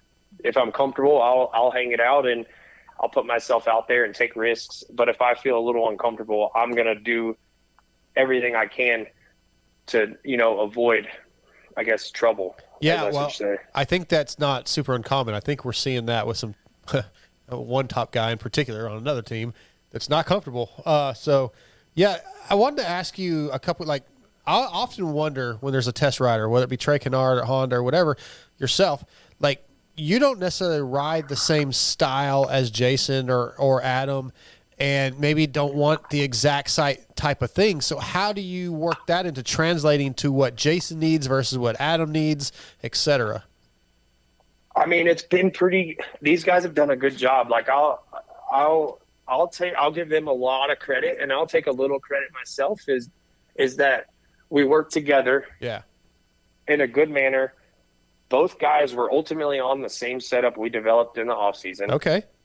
Both guys were pretty comfortable, and they both fine-tuned it for themselves, which is perfectly fine. And that's the way I think that's the easiest way to get it done. You get the bike within ballpark, and then if this guy wants to feel this, or this guy wants to feel that, or this guy needs more hold up because he has more leverage, or what, there's so many variables there, but it's about focusing, I think, on truly what is the goal in each guy and why we are going to tweak it. Like if there isn't really a reason to tweak it, sometimes it's good just to ride it and get used to what it feels like first, and give yourself the opportunity to get some confidence and get a feel for what the actual bike was. And I would say that's something that Jason did right from the get-go. Is he rode at motocross for a week or so. Maybe not the most comfortable he felt, on the motocross track, but at that time we didn't do much motocross development. And obviously it was a completely different bike, and he's been on, a different bike for a long time. So yeah. he did a very good job with getting on the bike when he got on Supercross and not messing with it at first, and he got used to the characteristics of the chassis and just the engine, all the above, and then maximized ultimately what he had there. And then that's whenever we as a group or him requested to change this or that to make him a little bit more comfortable. Okay, cool. That's awesome. Yeah, I've said before that Jason, if there's any guy that is a plug and play guy that can just plug into any kind of bike, it'd probably be him. Well, that's what's funny. He's more meticulous than what anybody thinks he is. Really? Okay. Yeah, I mean that's what's tough with this sport is, I think he obviously the persona that he gets put off is that he maybe is way more laid back and which he is as a person, but when it comes down to doing his job and giving him the best opportunity, he doesn't take any shortcuts. I'll tell you guys that. And there's proof of it with the way the season's gone so far, and I'm glad to be part of it. But a lot of that was him and his attention to detail, to his riding, to his training, to a change to all of it, and that's why he's in the position he's in. And I have more respect for him now than obviously we were friends before, but obviously working together at this level it puts it in a different perspective. So it's really cool to be part of. We're having fun as a group, and yeah, I'm enjoying it. The team's enjoying it. So I think for us, we just do the best we can each and every week to be better. And I guess to be okay with even being, stagnant, because right now obviously things are going smooth and we can be better, but yeah, we're trucking along and like I said, enjoying it. Yeah, the comments you made about Jason earlier, I think he's a guy that gets judged by a book judged by its cover a little bit because of what he kind of puts out there, mainly because he doesn't want to deal with media or he doesn't really want his real self out there, it seems like. But I had a chance to visit with him maybe 2 Halloweens ago. He came out here to Texas to Richard Cutback's place at South Central, which I think you were supposed to do an event or 2 out there. But I sat down and visited with him just off the record, kind of talking, just as buddies hanging out, and like there's no doubt what people think of him as a mass, I think, is not accurate. He is very dedicated and he wants to win, and he wants to enjoy his life and not have all the have to do interviews every day and all the structure necessarily, the not fun shit. He wants to go out and ride his dirt bike and be the best he can be, but he's way more serious than I expected, and it was really impressive. And I think we're seeing that in his performance this year. Like I said,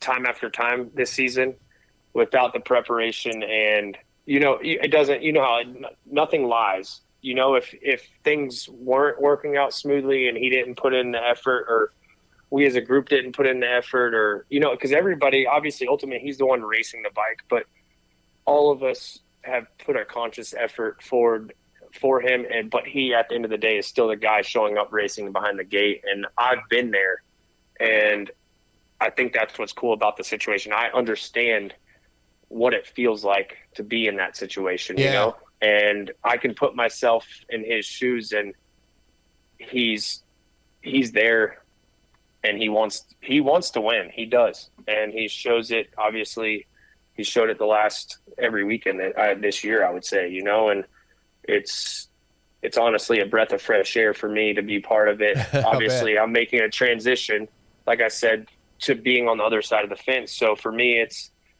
something I'm learning each and every weekend to be better at. And yeah, it's been, like I said, it's been awesome to be part of it. Yeah, very cool. Okay, so this one kind of came from one of our listeners.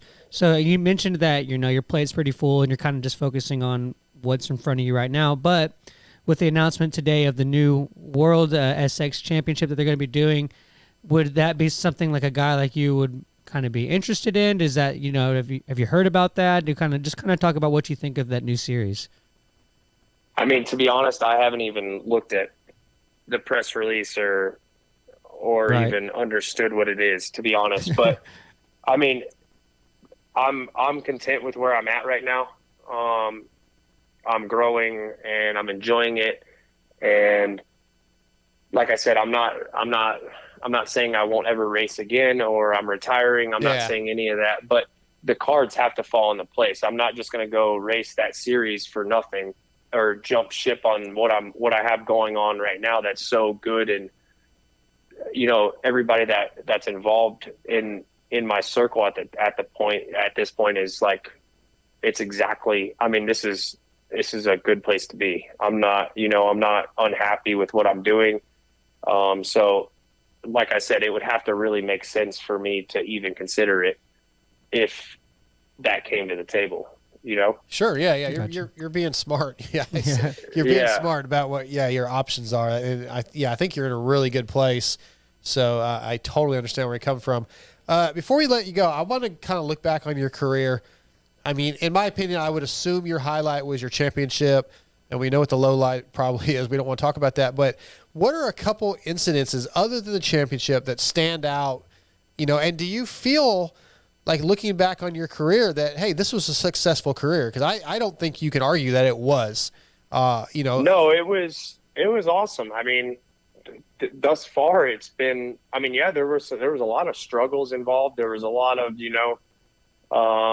signing deals at the last minute. There was a lot of, all this stuff that comes along with our sport was all there, and I think it's hard unless you're involved with it, I guess behind the scenes, it's really hard to see all of it. Yeah. I guess from the outside, especially from a fan point, like it is not, it's not just us collecting money racing dirt bikes. And I know it seems that way for the fans, and I don't want to disregard what they think or what they feel, but it's way bigger than that. And it's a big sacrifice to your life, to do it right, and it's something I don't regret any of it by any means, but it's not easy. And when you're in it, and it's a fight. It's a constant mental, physical fight, especially year after year, whenever you're signing deals. Like I said, like those deals that you sign in December when you got to race in January are pretty stressful. Like if I'm going to shoot it straight. Yeah. Your buddy not knowing Chiz, whether you have a job. Yes. Your buddy Chiz has done that a few years in a row now. He can pull it off, no problem somehow. For me, it stresses me out, to be honest, because I've always been on a team, which that's just kind of how it's been. I had a couple opportunities to maybe go on my own, and obviously him and I at one point were working some stuff out to maybe do something together on different bikes and same transportation, similar sponsors, like trying to do all that. And there's a lot to it when it comes down to doing it like that. I mean, there's a lot to it, obviously, for the factory teams as well, but obviously doing it on your own, it's really obviously to do it right. And obviously me being part of a team pretty much basically since I turned pro, to do it right. Once you've been around right on your own, it doesn't happen. Like, I'll be honest, there are going to be corners cut, and if I was going to go out on my own, I wasn't going to cut it. I wasn't going to cut on the safety part. I wasn't going to cut on, the training part or the diet part or, all this stuff, because I know how much that matters in the grand scheme of things. Yes, I could sit here and tell you, yes, let's go race privateers next year, and I could go get a bike and get some stuff done and cut a lot of corners. And I'm in every main event, but that isn't what I want to do. If I'm going to be honest with the public, like I want to, I expect more out of myself, and I think that's a good way to feel about it. And I'm okay with feeling like that about it, Yeah. I like it. And I still love the sport, but it's not, I'm not going to go, I'm not going to spend all this effort and time and doing it when I know I'm already halfway behind the ball. Right. When I know if I have the things in front of me and if I had everything in front of me with the right preparation, that the outcome is going to be a lot different. Yeah, that makes a ton of sense.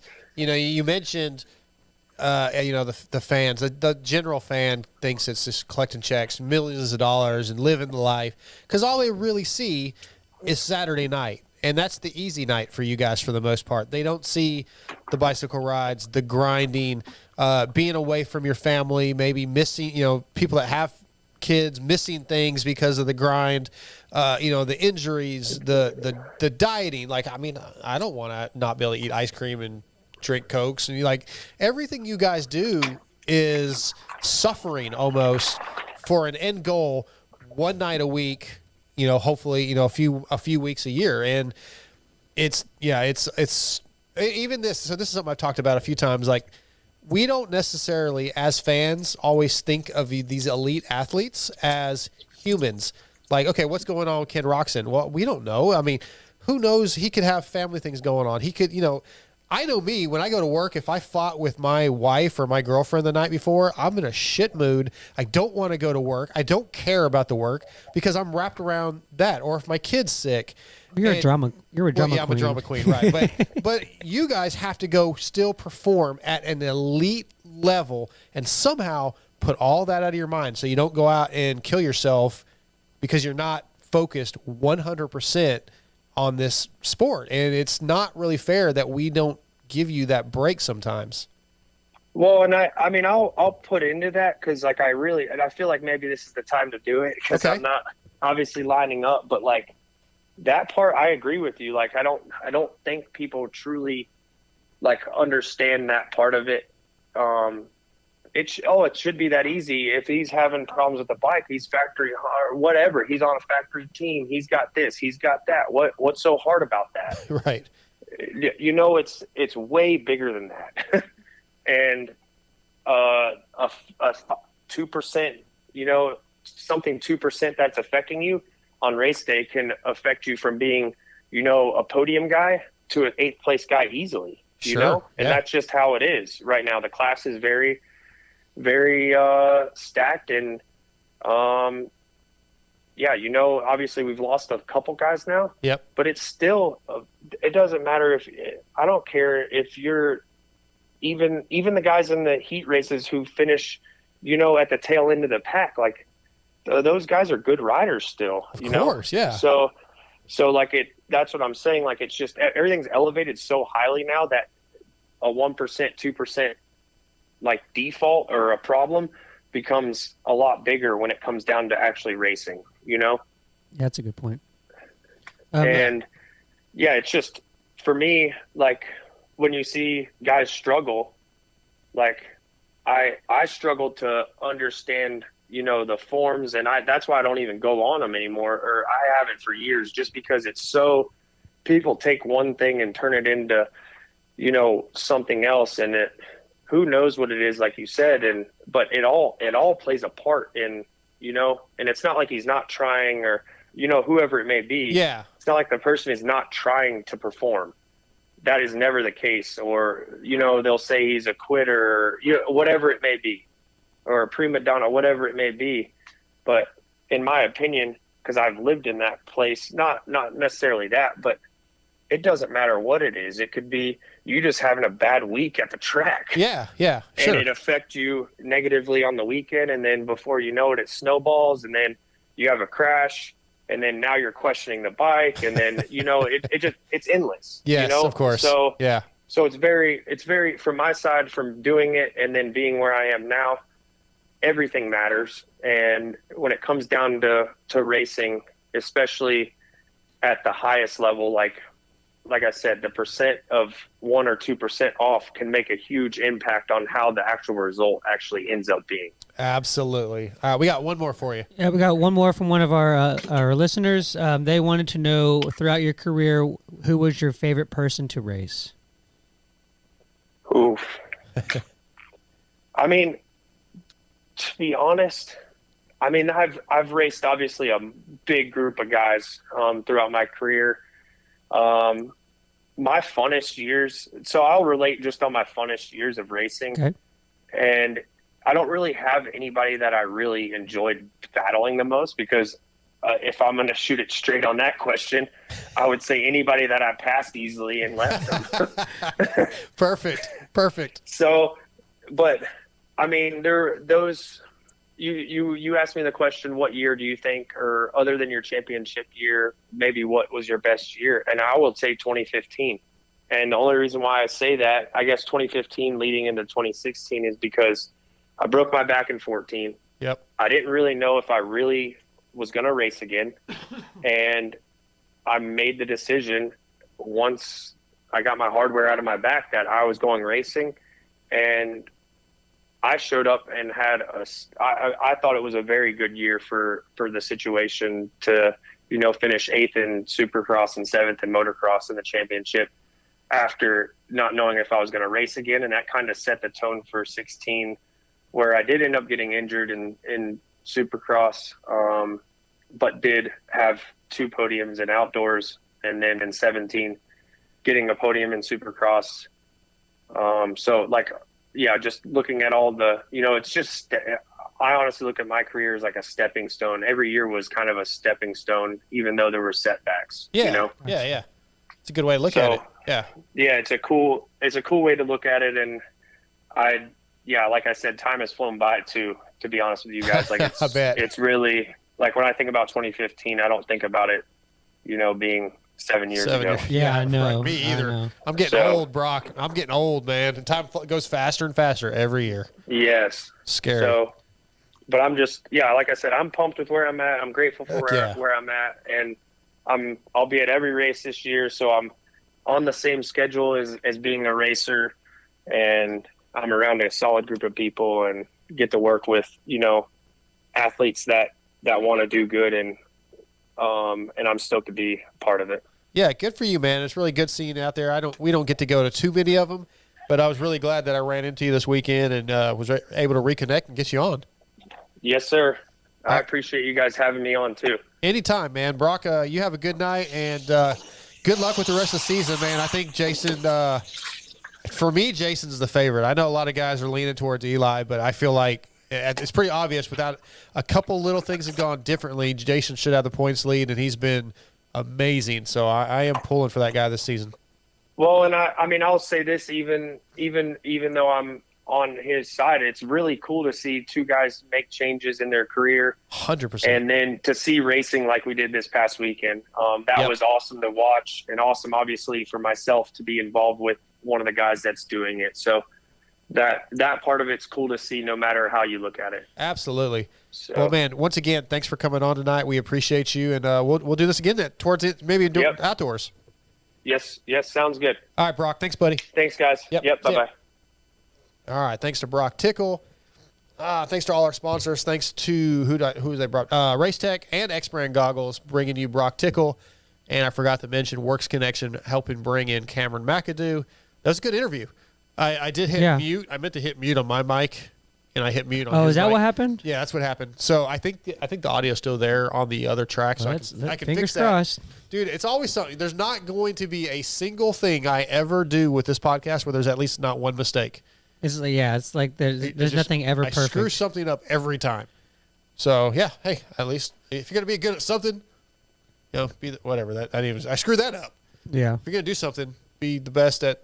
Fuck, I don't know what I'm trying to say. Yeah, what are you talking about, dude? Man? I don't know, man. I am freaking exhausted. I don't feel good. My nose is congested. I want to blow a big snot loogie out right here on the table. Dude, you got a cup right there. Yeah, I'm always blowing my nose. I'm like a little kid, man. My nose just, when it's chilly outside, my nose just runs like a little kid. That's the one thing that I'm dreaded the most about having kids is the boogers. Oh, yeah? There's nothing worse than like a 5-year-old coming up with just snot. Yeah. It is it's like basic. Oh, God. Yeah. And they don't know it's there, and it's just boogers. Care. Yeah, boogers just coming out. They got them in their hairs. Yeah.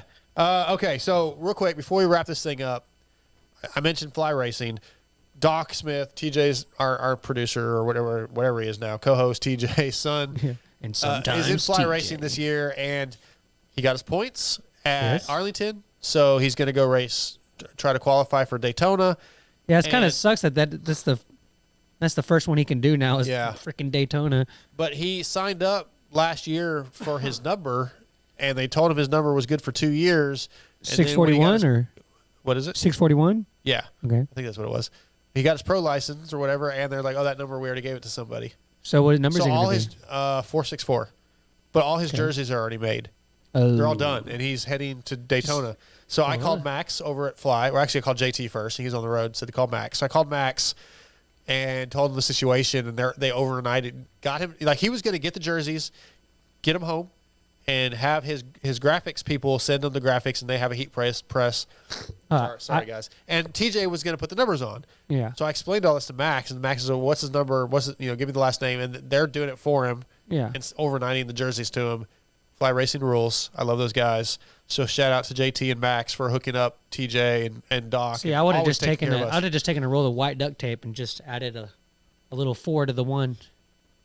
We may have the numbers wrong, but I know it's 464 Six- now. But either way, Oh, I guess no. like, that I would would've- have just like my thought was print the exact same graphics package, last name, whatever. Yeah.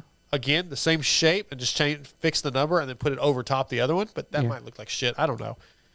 Regardless, Fly took care of it because Fly rules. TJ wants you to call him. Okay, I'll try to do that when the show's over, TJ. He's probably wondering Like- about the jersey. If you're going to ask me anything Are about you the wanting situation to, on the TJ? Are jerseys, you wanting us to call you like onto the show? Oh, is that what he means? Yeah. Hold on. Let's wait for him to respond. Okay, but I mean, yeah, he's not a scheduled guest. I'm going to mute my mic and blow snot out of my nose. You talk for a second. Alrighty. Yeah. Jake's girl says you on the snot rockets. The only thing she can't deal with is snot. Yeah, sorry, I don't want to deal with it either, but I don't have much choice right now. Texas Live was a good call for after party. I was there for a second. Texas. Oh yeah. you Everybody went went to the. There's like this huge place, and everybody was in like this one corner. to that. Oh yeah. I guess that was all the action was. Dude, I'd TJ drive said home. yes. So I don't want to call him. well, The hell, all right. Hang tight, guys, for a special exclusive surprise, sneak peek. special surprise guest. If he talks about Doc, we're hanging up. Well, yeah, Just kidding. I have a Joking. feeling that's what it's going to be about. All right, I'm just teasing. Let's get him on the phone. I have a lot of editing to cut all these rings out. Yeah. Hello. Moto X Pod Show. Who's this? This is the one and the only. What are you talking about? No. The one and the only what? Get to your point. Yeah, caller. First time, long time. What do you have to say? First time, long time. Pro, like you pointed out about Max stepping up. My kid, yes, he got his pro license and he's a pro, but he's like nobody to fly. He's only been with him for a short time, and them stepping up, I'm telling you, like that was just amazing. And I don't know these guys; they don't know us. They know and me. them going, well, they know you. And You that owe was, me. And that, I owe you big time. Like, I mean, I'll get Scotty to give you a reach around, whatever it takes. You ain't getting me but- to do nothing. Yeah, you can make my first truck. Call. No, that's some expensive jerseys. Jesus. But no, honestly, no, that was really awesome. Yeah. And especially after the AMF, like continuously just screws my kid over. Yeah, your phone's breaking up real bad. What are you driving?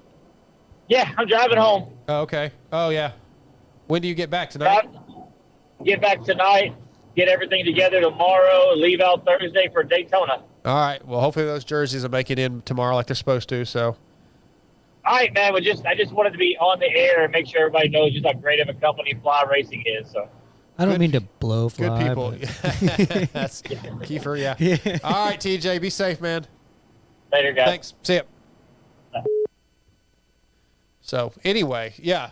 Thanks to Fly Racing. Go ahead. So for the longest time, I always thought that TJ's like Instagram name, Racing for the Sun. I always thought that was like he like rides for Jesus. But it's really like Thought it was what? I thought it was like he rides for Jesus thing, but it's really like he races, like he does that for his son. No, because it's spelled S-U-N. Isn't it? Oh, it is S-O-N. isn't it? S-O-N, yeah. Yeah, okay. All right. Yeah. I actually thought it was Either way, it'd still be. yeah, Christian I was thing thinking there. of like Yeah. Father, the Son, right. not right. the actual like shiny sun. Okay, before we wrap this thing up, there was something you wanted to touch on. I forget what it was. Oh, yes. Okay. So one of my friends that was attended the race as a fan this weekend was outside the stadium taking a smoke break during one of the mains. Okay. And ran into a guy, don't know his name, don't know who he was affiliated with. All I know is They that made out. yes, that's where I'm going All with right. this. Okay. Keep wrapped it up. So apparently this guy had worked for a company that had sponsored Ken Roxon before. Okay. And this, this may not be that much of a secret. Everybody kind of already assumed this. I don't know if this is that much of a hot take, but he did mention that he's had personal conversations with Ken Roxon and that essentially he's just mailing it in for the paycheck. Well, I think. I mean, I obviously, think that's pretty he's ready to leave obvious. the team, yeah. Yeah, I but don't- he's not putting out his best effort. He's not doesn't care how he's just mailing in for the paycheck, is what I was told. Yeah, I don't know if it's quite that simple. I think there's some things going on. I've heard some stories. There's some stuff going on. Basically, he But doesn't he's not- care I don't and believe for a second he's happy. 1 foot Honda. out the door. Yeah, I mean, kind of his thing. comments on Pulp were like they asked him if he'd talked to Lars, and he was like, "Not." Basically, nope. He doesn't deal with any of the people with the team. Really, his people deal with those people. Like that's just a bad sign, in my opinion. I don't. Yeah, I think he's done. Yeah, I don't dig that at all. But yeah, it kind of put a bad taste in my mouth actually for him a little bit. Like, Yeah, I really lost some of my fandom for him. Yeah, I don't like the mailing it in mentality. No. Like if No, I'm we getting don't know paid the to whole do story. something. We Yeah, don't no, know, we like, don't. I mean, but Chase is doing fine heard on the bike. You've heard that. I heard Yeah. that from hearsay. So I mean, it's all from the grapevine, but Yeah. most of the time the grapevine ends up being right. So Well, yeah, they say when there's smoke, there's fire. That yeah, kind of thing. So, exactly. yeah. So, but yeah, that was what I was told. Yeah, so not a lot else to talk about. I mean, I know a lot of times we probably could get more detailed into the races, but like I said, I'm not feeling good. I'm tired. Yeah. My understanding is Austin's out, broke his collarbone. Yeah, collarbone's done. He I had knew that. He had an essay on Yeah. one of those posts. His mom texted me actually before the press conference, and I knew that. But How's RJ? RJ told me today that he's good and 'Cause he's going to race. He was straight like corpse mode on the bottom Yeah, of I said, "How you 18th. feeling?" And he's like, "Actually, pretty dang good." So, yeah, he's ready to go. He says he's ready to go. You were waiting for that. You were getting that jersey from him. He was sitting there getting a massage. So maybe I guess he was loose and relaxed from when he smacked the ground. Yeah, no kidding. Yeah, we got a jersey for Kenny Gorline, who did the wrap up with me last week. He had won an RJ Hampshire jersey in Pulp Fantasy, and it in a fire, they lost it. That's crazy. Yeah, and he reached out to some people that deal with the prizes for fantasy, not Steve, and just didn't get a response. He tried a couple times, and he hit me up. He's like, "Dude, it's probably a long shot. Probably not a lot you can do." And I was like, "Let me just text RJ." And RJ, I told RJ the story. He's like, "Absolutely, man. I'll send Yeah. you one out." So like 2 weeks ago, Ashley supposedly sent one before. Yeah, I think it was before I went to Minneapolis, like a week before. They haven't got it yet. And I texted him. I said, "Dude, I told him at Minnie, I still haven't got that jersey yet. I'll check when I get home." Text him when I got home. Still don't have it. He said, "Man, I'll just give you one at Arlington. No big deal." So yeah, he hooked me up with the jersey that's back there. I don't know if it's on camera right now. It's back there on that couch behind you with all the other stuff I have to ship out. But yeah, grab that jersey. So that RJ hooked Kenny up with that to replace the other one, and the other jersey that Ashley sent, maybe it'll show up one of these days. It came mail, so who knows? And if it does, it'll go in the studio or we'll give it away. So thanks to RJ for that. But he says he's good. Signed and everything. Dude, you're having a terrible time trying to get that on camera, aren't you? Well, I had to zoom in on the signature. I got you. Is it? I think it's worn. Probably. I mean, Yeah. I would assume it was worn. Yeah. I don't know if he wore that Saturday or not, but either way, that's Kenny Oh, Gorline. it's got a tear in it. Oh yeah. Well, race worn. Probably a race Yeah. worn jersey. Either way, guys, let's wrap this thing up. You got anything else before we go, Scotty? Let's look. Any of the listeners got anything else? Oh, predictions for Daytona. Winners or top three or what do you want? Whatever you want to say. Whatever I want to say. It's going to be narrow. It's going to. After I always thought Daytona was a cool concept because it was like outside, but after seeing what they were able to do in Atlanta yeah. and then going back, I'm like, oh, Daytona's going. It's probably going to be disappointing. I hope track-wise. there's not. Let's hope there's not one of those goofy starts where they do like a freaking figure eight. Loop and around you the start again. and dude, so, that thing was confusing. So somebody gets as hell. killed. Like, was that Jordan Smith that did that? Somebody, I can't remember who did that. I think it was Baggett. No, Baggett. But it was Baggett and somebody else though. And yeah, I thought it was Jordan just or sketchy. Baggett or something like that. But anyway, either whoever it was. It's going to be ruddy. I'm thinking There's going to be so the face of the jumps are going to be gone. There's going to be a stupid Jet quad wins, thing. Jet wins 250s. I don't know. It's I'm not asking if you know. You asked for my predictions. oh, okay. I'm trying to give them to you. All All right. right. Jet wins. Trying to decide who's going to be second. McAdoo. You know what? I'm changing my mind. Jeremy Martin wins. No, Jet wins. Jeremy Martin second. McAdoo third. McAdoo third. Maybe RJ. RJ third. How are you going to have McAdoo on the show and then not even put him in your top three? Man, I'm trying to be like my Dylan Ferrandis pick. I'm trying to be edgy and see if I get lucky. I forgot to ask. I had a moment where I was walking with Brayton back to our vehicles on Saturday night. You weren't walking with Brayton. You snuck up on him like a creeper and scared him. Well, calm down. I was walking. He was walking. At some point, And you startled those him. two things came together. But anyways, I didn't realize that it was him that Ferrandis ran up on the by the mechanics area. I didn't even see that. So yeah, Oh, dude, it was I need to pretty rough. rewatch the So race. I think Brayton got like kind of stuck in that rut and like Oh, stalled yeah. a little bit, Yeah, and yeah, then yeah. Ferrandis carried his momentum and just like basically wheelied onto the back of Didn't know Brayton. any of that. Yeah, I knew there was some. Yeah, I didn't know any of that. So anyway, okay, then 450s.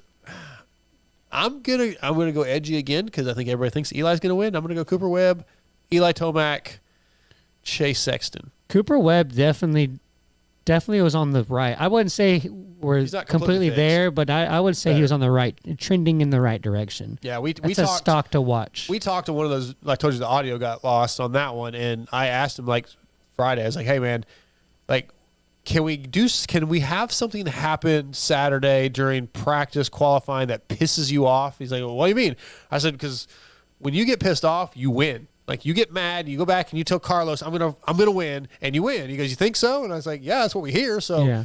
let something piss you off Saturday. It definitely did show one thing to kind of look at is and the Cooper's always been this way. As soon as when Anderson took out Mookie, and all of a sudden Cooper went from fourth to second, and then he was kind of catching Barsha. Yeah. Dude, as soon as he's like Reed used to be. As soon as he knows that there's a chance to win, boom, brand new guy. Yeah. Like that. Did you listen to Pulp? Because they kind of talked about that. I did. Yeah, I don't know if I caught that part, but he basically is like, now that he's got a podium and you know he's like, I mean, nobody he can turn that into I got you now. Yeah, like and the way his racecraft, like the way he's able to dissect, like nobody passed anybody in that underneath that over thing That was all sweet. day. Yeah. Nobody made That it was past sweet. it all day, and it's crazy how that one thing it changed their whole rhythm all the way up to that whoop section. But it didn't matter because he took the race line. Yeah. So like the way he's able to think about like oh, it doesn't matter if I'm not able to do this section as long as I get in front of him. He's not going to be able to do it either. Like that's the kind of stuff that you just can't teach. That you can't teach that kind of stuff. So that was cool to see. So you want to make your predictions before we roll this thing out? I'm gonna say. Wait, did you decide J Mart first or second? Second. I think I'm gonna go J Mart. He finally showed some speed that I think that if he gets out front of a track like Daytona, he's gonna be pretty unstoppable. Okay. And then I'm gonna go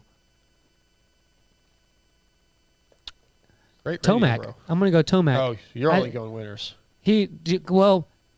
I mean, I guess I could do podium. J Mart, Jet, Whackers, and then Tomac, Sexton, Anderson.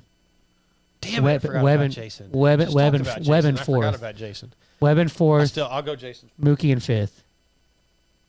All right. Well, all right. Let me hang on. Webb and Mookie. Well, then I'm going Jason fourth, which man, I hate doing that. Yeah, that's a tough call. And man, I don't know. It's tough. Yeah, I don't even know. I'm trying to think. I don't want to take Mookie because you took Mookie. Yeah, I feel bad for Mookie. That was he should have. I don't believe it, but I'll take it. That was definitely Mookie's chance to get a win. I feel bad for him. Chiz wins. Chiz wins. Yeah. Oh, you were asking me earlier what my favorite moments were. Sitting in the. We got to go to the SGB Honda truck. That was cool. Yeah. And then also shortly after that, we went over to the Rock River Yamaha tent, and we were sitting there with Chiz in the little. We were just in the little mechanics area. Right. And we were sitting there. They were doing something to his bike inside. It was colder than shit, so everybody was inside. And we sat there and talked to Chiz for like 10 minutes, and that was cool. That was like one question. Yeah. And I mentioned that it was funny to me because I always thought Chiz as a very quiet person. Obviously he's a soft-spoken person with his voice anyways, but I didn't realize he was that much of a talker. Oh yeah. I thought he was. I thought we've had him on a bunch of times since you've been here. I think I've only had him on the show once. No, you only have to ask a couple questions, and he gives real long, detailed answers. Yeah. And the reason we went by there, again, you don't have Twitter. People that do have Twitter, during qualifying, when the 450B group went out, we went down to start trying to get interviews into the pits. And Steve blew me out. I do know why we went over there. Steve blew me out on Twitter like, oh, Darkside doesn't care about the privateers anymore. He's just going, when the factory guys are done, he leaves the press box. Well, he doesn't even stay for the press conference, so. Well, he's getting interviews too. But, so he tweets that, and then Chiz says, yeah, I haven't seen him all day, of course. basically giving me crap. So I was like, all right, we better go find Chiz. You got to go get Chiz. His feelings were hurt, so we had to go see Chiz. So, yeah. Thanks for Steve blowing me out all the time. All right, let's wrap this thing up, man. As always, I still got all my wrap-up stuff, and I want to go to bed. Cherubies USA, Race Tech, Fly Racing, X-Brand Goggles, Works Connection, Torque One Racing, R Jerky. Guys, go get some freaking R Jerky. eatrjerky.com. Use promo code MotoXPod21 to save. I Eat my meat. ate like 2 or 3 packages of that Saturday at the race in the press box in between the pizza and the pasta. Really? Well, where was I when you had beef jerky? You were sitting right next to me. Never even noticed. Yeah, you were sitting right next to me because I kept waiting for you to ask, and you didn't, and I was really happy because I wanted it all. I swear to God, I never saw you eat one piece of beef jerky. I ate a package of the 7 Deuce Deuce brisket, brisket one, and I ate a package of the. I saw you eat like black,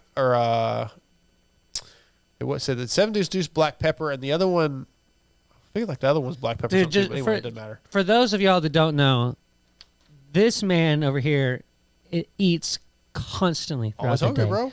Dude, there's not. It goes. Grinding. He was at one point you went and got a Cajun sandwich from one of the little. Did. Yeah, the first. Well, you ate break when in I between. called you that morning about 8:45. I was getting close to the stadium. You were eating breakfast. Yep. So you were eating then. Yep. And then you got to the stadium. You had a Cajun sandwich at probably about 11 or so, 11:30, and then about noon, we stopped and you were like, you know what? Fuck it, let's go get food from the fly tent. And then we got food from the fly tent. And no, then, that was later. I guess that was later because you got 3 because 3:30 was when they brought the pizza was ready. So and I got the pasta. We brought pasta and chicken parm back from the fly tent. Yep. And then you never even ate that, and then or you hadn't ate it yet, and then you went and had to walk other end of the stadium to get the pizza from Sean, and then came back and then ate that, and then I ate the snacks, the beef jerky. I had ate one some of those cookies and some of the donuts up there that Sean provided. Then you had to have a giant Coke at some point. I definitely had. That was my first Coke of the day. Had a giant Coke, and then I ate on the way home at In-N-Out, I'm sure. No, because they were closed. It was too late. Huh. So I think I hit Whataburger in Terrell. We had a Jack in the Box. It was. I wouldn't do that. I was out. But I was probably hungry other times during the day and just didn't have time to go get food because we were watching racing. Back to our sponsors, Bermlord's Graphics and Jersey ID. Guys, if you want graphics for your bikes, if you want your jersey lettered, these guys can do it. Bermlord's Graphics and Jersey ID. They can do anything you want. Shock Socks, Williams Moto Works, Extreme Colors, Blood Lubricants, promo code MotoX at bloodlubricants.com to save. Get you some oil. They got tons of products. Powerband Racing, True Fusion Sports. Thanks to Cameron McAdoo, Broc Tickle, TJ for jumping on. Scotty, thanks for coming in. Yep. That is a wrap. Go to Patreon. Support us if you can. Subscribe to our YouTube channel. Play our fantasy Moto X Pod show. Lord of the Berms, I think is what the title is. Go do that. If you're looking for a vehicle, All American Chevrolet of Killeen, Texas. All right, we're out. See ya. Oh, hey, no show next week. Play the outro? Dude, I don't know if I have it loaded. Hang on. I might have put it on one of the buttons. I don't even remember. But no show next week because I have to work next Tuesday night. I'm on call and I've got some. So, All right. which is probably the only show that TJ will be back in town. Yeah, for a he'll while, be but- here. All right, I'm gonna hit a button. I don't know if it's the outro or not because I don't have it labeled anymore.